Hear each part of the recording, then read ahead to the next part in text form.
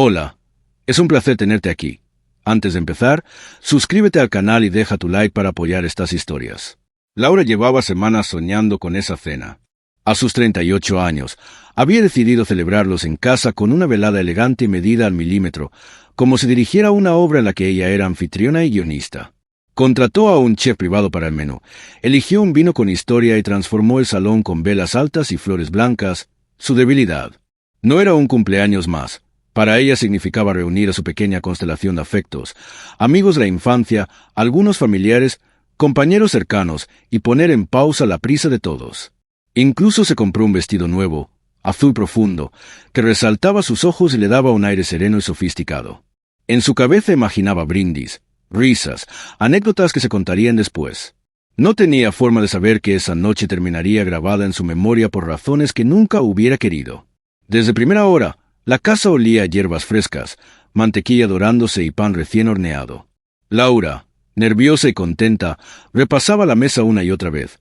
La cubertería de plata alineada, las copas de cristal brillando como si cantaran a la luz, los bajoplatos, el centro de mesa. Encargó una tarta de 3 pisos cubierta de crema y frutos rojos, una pieza que parecía sacada de una pastelería parisina. El teléfono no paraba de vibrar con mensajes de felicitación, y cada uno le arrancaba una sonrisa. Pensó en Javier, su marido, que en cumpleaños anteriores la había sorprendido con detalles sencillos pero llenos de cariño. Esta vez lo notaba más distraído, algo ausente, aunque prefirió restar importancia. No iba a permitir que nada empañara el ambiente. Los primeros invitados llegaron con puntualidad, regalos y abrazos. Laura lo recibía con una copa de cava en la mano y esa mezcla de orgullo y emoción con la que miramos algo bien hecho. El salón, bañado por una música suave, parecía respirar al ritmo de las conversaciones. Javier, impecable, saludaba con cortesía, pero ella notó que miraba a la puerta una y otra vez, como si esperara a alguien. Se dijo, para proteger su ánimo, que quizá habría invitado a ese amigo sorpresa que siempre aparece en las películas. No imaginaba que tras esa expectativa se escondía la escena que partiría su vida en dos. Días antes, Laura había ido captando un cambio en Javier. Él, que era hablador, atento, cómplice, parecía ahora pegado al móvil, contestando mensajes en silencio, alejándose para coger llamadas. Su risa, antes natural, sonaba enlatada. Llegaba tarde con la excusa de nuevas urgencias laborales, pero evitaba detalles. Las respuestas eran vagas, los besos, un punto acelerados. La inquietud crecía en ella como una sombra que no se explica pero que siente. Y esa sensación se intensificó el mismo día del cumpleaños. Javier revisaba el reloj constantemente, escribía y respondía sin mirar a nadie. Y cuando ella, ilusionada, le habló de lo mucho que esperaba la noche, él sonrió extraño y solo dijo, «Ya verás esta noche». Ni flores, ni un detalle anticipado como otros años. Solo esa frase, ambigua, suspendida en el aire. Laura, decidida a salvaguardar el clima, envolvió sus dudas en una capa de optimismo. La fiesta avanzaba con naturalidad. Llenar copas, controlar el horno, saludar a los recién llegados, comprobar que nadie se quedara fuera de conversación. El timbre sonó y, de pronto, Javier dejó la copa en la mesa y se apresuró a abrir. Laura, intrigada, miró hacia el recibidor. En el umbral apareció una mujer que no conocía, de rojo impecable, junto a 2 niños de no más de 6 años. El murmullo del salón se apagó en un segundo.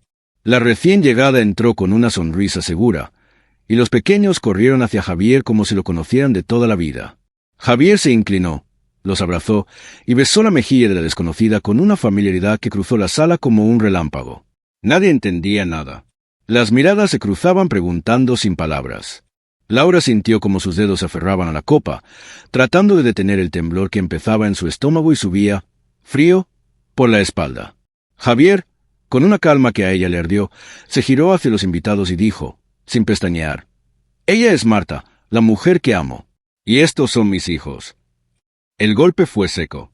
Algunos bajaron la mirada, otros abrieron los ojos, alguien se aclaró la garganta sin éxito. A Laura todo se le volvió borroso, como si la sala entera se hubiera llenado de humo. Era su casa, su cumpleaños, su gente. Y, sin embargo, la estaban desdibujando, desplazándola como a una extraña en su propia vida. Marta saludó con un gesto breve, acarició la cabeza de uno de los niños, y se acomodó en el sofá al lado de Javier como si aquello fuera lo más normal del mundo. El silencio era un animal quieto respirando en el centro del salón. Javier parecía disfrutar del desconcierto, como queriendo trazar frente a todos una línea entre ayer y hoy. Laura supo, clavada en el sitio, que si se dejaba arrastrar por el impulso, él ganaba. Tragó saliva, enderezó la espalda y sostuvo la mirada de su marido. En su cabeza, como fichas de dominó, empezaron a caer recuerdos. Los tengo trabajo, las noches sola, los proyectos propios postergados, las excusas repetidas que ahora se volvían confesiones. El dolor era profundo. Sí, pero más fuerte fue la necesidad de salvar su dignidad. Decidió que ella manejaría la escena. Respiró hondo, calmó el temblor de las manos, y caminó hacia la mesa principal como si todo siguiera el plan. Sonrió a un par de amigos, repuso hielo, recogió un plato que sobraba. Por dentro, ardía. Por fuera, proyectaba una entereza que desconcertó a los que esperaban gritos. No era momento de derrumbarse, era momento de observar. Javier y Marta charlaban en el sofá como anfitriones de una vida que no les pertenecía. Los niños jugaban a su alrededor ajenos a la tormenta. Los invitados alternaban miradas de compasión, incomodidad, curiosidad. A medida que Laura observaba, una llama empezó a tomar forma. Ella llevaba semanas sospechando, y en silencio había hecho lo que muchos consideran impensable: buscar pruebas. Aquella tarta de 3 pisos, preparada para celebrar, iba a servir de telón de fondo cuando la función cambiara de argumento.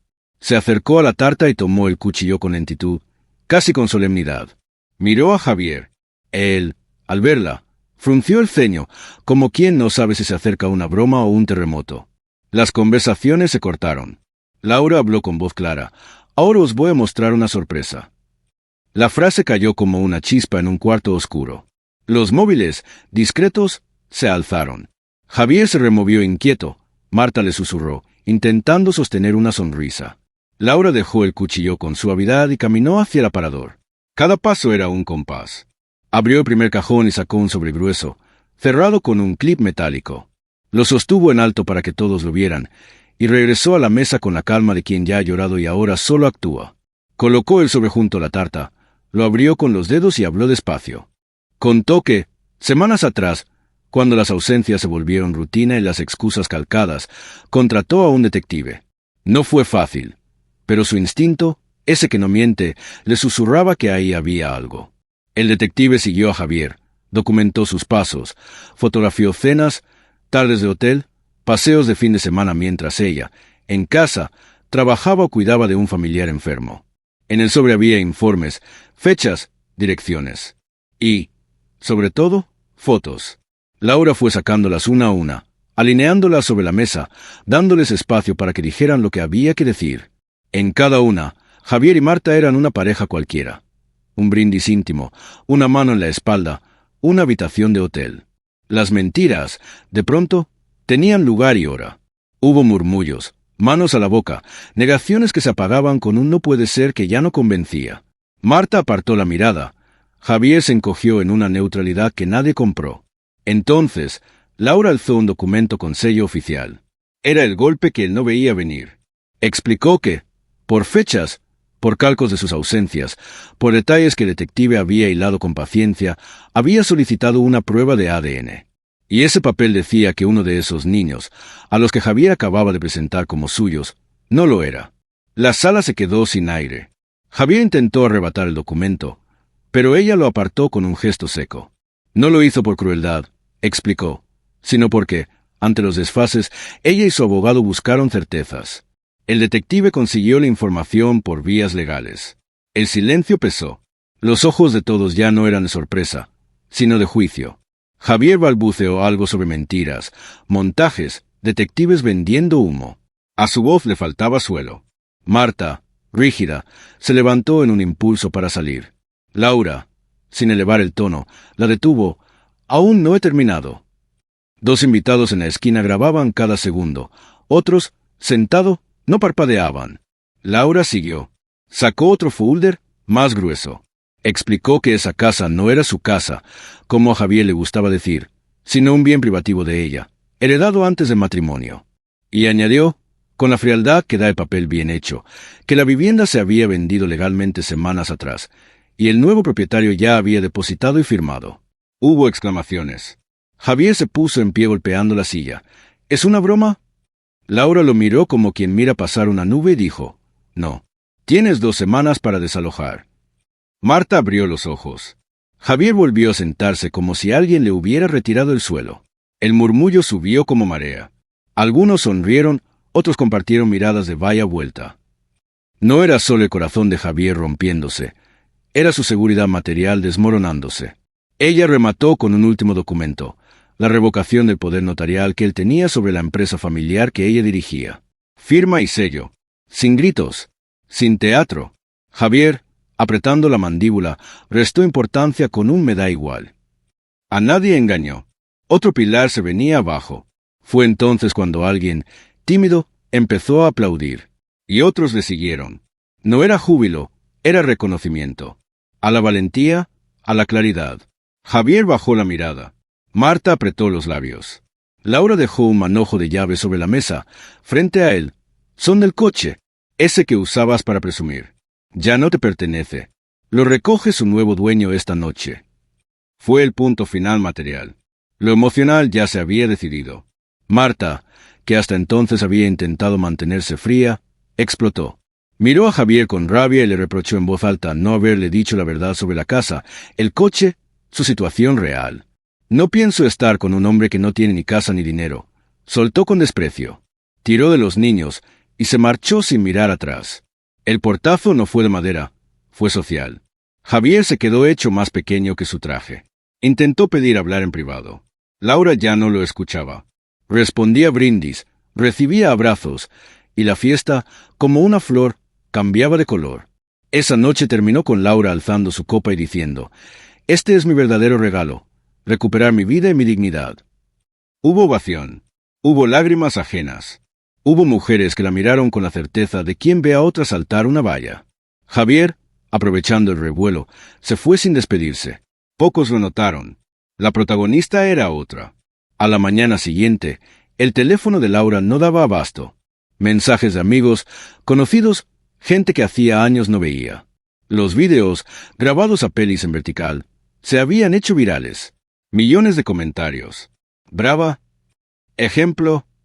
Gracias por recordarnos que la dignidad no se negocia. Ella, en bata, con una taza en la mano, sonrió. No había buscado aplausos ni likes, pero entendía que su acto había resonado más allá del salón. Entre los mensajes, una llamada desconocida, una abogada especialista en familia. Vio el vídeo, la escuchó y quería llevar su caso de divorcio pro bono. Le habló de estrategias para proteger bienes, acelerar tiempos, evitar batallas papanatas. Laura aceptó reunirse esa semana. Sintió que por fin no estaba sola en la trinchera. Era como si, a cada paso, el camino se despejara. Decidió alquilar un piso en el centro, lejos de los fantasmas. Luminoso, con ventanales donde colgar plantas y una terraza para café por la mañana. Decoró sin pedir permiso, con sus reglas, con su gusto. Rescató proyectos aparcados, una consultoría que sus amigas le pedían desde hacía años, y vio cómo el trabajo empezaba a fluir. Descubrió, casi con timidez, que el renacer no era un fin feliz de cuento. Era un proceso. Cada decisión tomada por ella afianzaba su voz, su paso. Mientras Laura construía, Javier se desmoronaba. El vídeo, ese juicio público, no tardó en llegar a su empresa. La pérdida de confianza fue el motivo formal. Las amistades, las de los brindis fáciles, fueron desapareciendo. Nadie quería asociarse con quien había quedado desnudo frente al barrio. Intentó llamar a Marta. Silencio. Incluso su familia tomó distancia. Nos has puesto en el mapa que no queríamos. La jugada de poder que ensayó aquel cumpleaños había sido el primer paso de su caída. Un año después, Laura sopló velas en un restaurante al que siempre quiso entrar y al que antes le parecía un capricho. La mesa estaba llena de flores y risas. No hubo brindis por la venganza, hubo brindis por la libertad. Alguien bromeó con que su historia se había vuelto leyenda local. Ella sonrió. Ya no tenía nada que demostrar. La mujer que fue humillada en su cumpleaños ahora era ejemplo de fortaleza. Y eso, pensó, es el mejor regalo. Semanas más tarde, un conocido le dijo en un café que Javier se había ido de la ciudad con una maleta y 2 números de teléfono.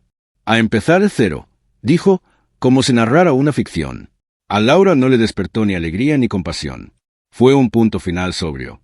Entendió que cada uno paga el precio de lo que elige. Y ella había elegido reconstruirse. Con el divorcio resuelto y su empresa creciendo, Laura reservó un viaje sola. Una ciudad costera. Olas, atardeceres dorados, terrazas con sal en el aire. Caminó mucho. Escribió un cuaderno de notas, no para hurgar en el dolor, sino para recordar cómo había llegado hasta ahí. Aprendió que la soledad, bien vivida, también es un regalo. Ya no era la mujer que pedía permiso para existir. Ahora era alguien que ocupaba su espacio. Sin miedo, regresó con una certeza. No hay humillación capaz de derrotar a quien decide convertirla en el principio de su nueva historia. Y brindó, otra vez, esta vez consigo misma, por seguir eligiéndose.